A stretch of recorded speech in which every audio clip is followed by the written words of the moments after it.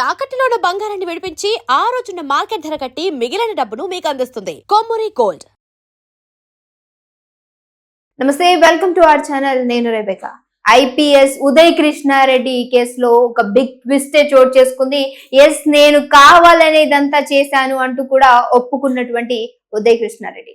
అయితే మన గతంలో చూసుకున్నాము, ఐపీఎస్ అయినటువంటి ఉదయ్ కృష్ణారెడ్డి ట్రైనీగా ఉన్నటువంటి ఇంకో అమ్మాయి పైన వేధింపులు, అది కూడా లైంగిక వేధింపులకు పాల్పడ్డాడు అంటూ కూడా తను పెట్టినటువంటి ఫిర్యాదు ఏదైతే ఉందో దానికి సంబంధించి అసలు నాకు ఎలాంటి సంబంధం లేదు, పరిచయం ఉన్నంత వరకు కూడా సరైనదే కానీ దాని తర్వాత నేను ఎలాంటి వేధింపులకు పాల్పడలేదు అంటూ కూడా ఇచ్చినటువంటి స్టేట్మెంట్. అంటే దాన్ని మనం చూసుకున్నట్లయితే ఎక్కడ కూడా తను అలా చేశాడు అనేటువంటిది ఎవరు కూడా నమ్మలేదు. ఎందుకనంటే ఉదయ్ కృష్ణారెడ్డి గురించి చూసుకుంటే ఆయన ఒక చిన్న కుటుంబం నుంచి వచ్చినటువంటి వ్యక్తి. తల్లిదండ్రులు లేరు, నాన్నమ్మో అమ్మమ్మో వీళ్ళిద్దరే కట్, నానమ్మ అమ్మమ్మ అనుకుంటా.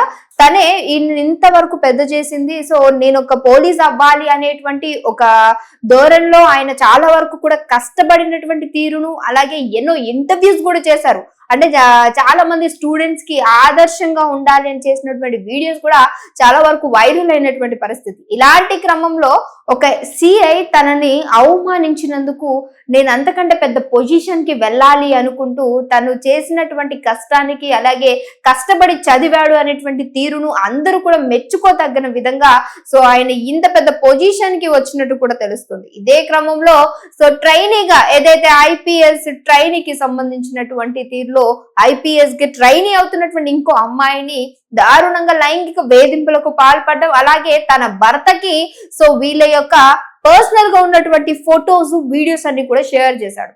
అయితే ఇదంతా కూడా నేను చెయ్యలేదు అంటూ కూడా చెప్పుకొచ్చాడు. అలాగే సో ఎస్ఆర్ నగర్ లో అంటే ఇలా ఇవన్నీ కూడా తను సస్పెండ్ చేశారు. ఆ సస్పెండ్ లో కొంచెం టైం ఉన్నటువంటి క్రమంలో సో ఈ దూరంలో ఒప్పుకున్నాడా అంటే ఎక్కడ కూడా ఒప్పుకున్నటువంటి తీరు కనిపించలేదు. అయితే హాస్పిటల్లో తిను ఒక మందు తాగేశాడు అని చెప్పేసి ఆ మధ్య మనం ఒక వీడియో కూడా చేసాము.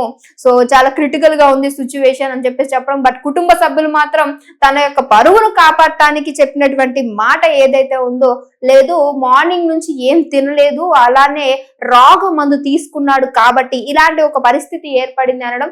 ఆ తర్వాత డాక్టర్స్ ఏం చెప్పారు, లేదు లేదు హార్పిక్ సంథింగ్ ఏదో బాత్రూమ్ లో ఉండేటువంటి క్లీన్ చేసేటువంటిది తాగేశాడు, అందుకనే సో దీన్ని చాలా వరకు మేము క్లీనింగ్ చేయడం జరిగింది స్టమక్ అంతా కూడా, ఇప్పుడు పరిస్థితి కొంచెం బానే ఉన్నది అని కూడా చెప్పుకొచ్చారు. అయితే ఇప్పుడు రంగంలోకి దిగారు సో పోలీసులందరికీ కూడా ది ఫేవరెట్ అయినటువంటి సజ్జనార్ సార్. సో ఆయన గనక రంగంలోకి తిరిగితే ఇంకా అసలు తిరిగే లేదు.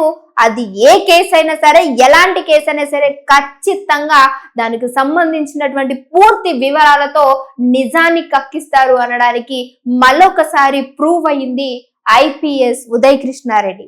అయితే అసలు ఏం జరిగింది అంటూ అత్తాపూర్ పోలీస్ స్టేషన్ కి చేరుకున్నటువంటి సజ్జనర్ సార్ ఉదయ్ కృష్ణారెడ్డిని ముందు కూర్చుని విచారణ చేయగా, అవును నేను నిజంగానే చేయాల్సి వచ్చింది, మరి ఎందుకు ఇలా చేశావు అని అడిగినటువంటి ప్రశ్నకి అందరికీ షాక్ అయ్యారు. ఎందుకనంటే నేను ఆమె ఇద్దరం కూడా లవ్ లో ఉన్నాము, సో లవ్ అయిపోయింది, సో ఇక పెళ్లి చేసుకుందాం అన్నటువంటి క్రమంలో నన్ను కాదని వేరే వాళ్ళని పెళ్లి చేసుకుంది. ఆ కోపంతోనే సో కావాలని నాకు దక్కలేదనే నేను ఇదంతా చేశాను అంటూ ఉదయ్ కృష్ణారెడ్డి ఒప్పుకున్నట్టు తెలుస్తోంది.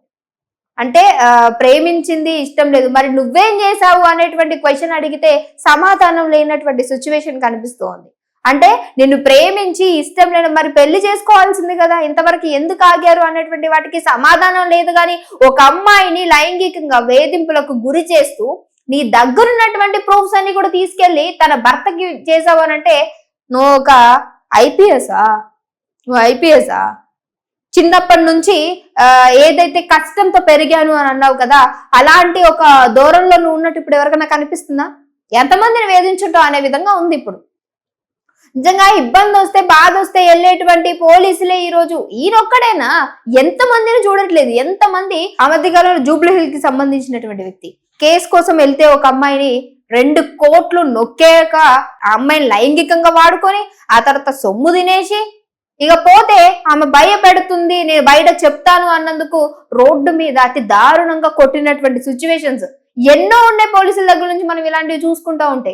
ఇదే క్రమంలో ఈయన గురించి బయటకు రావడానికి గల కారణం ఏంటంటే ఎంతో మందికి ఆదర్శంగా ఉన్నాడు అనుకున్నటువంటి వ్యక్తి ఇలాంటి దాడులకు, ఇలాంటి లైంగిక దాడులకు పాల్పడడం అనేది ఎవరు కూడా సహించలేనటువంటి. సో ఇదే విషయాన్ని చాలా చాకచక్యంగా సజ్జనర్ సార్ బయటికి తీసుకొచ్చారు. ఇప్పటి వరకు కూడా ఒప్పుకోలేదు.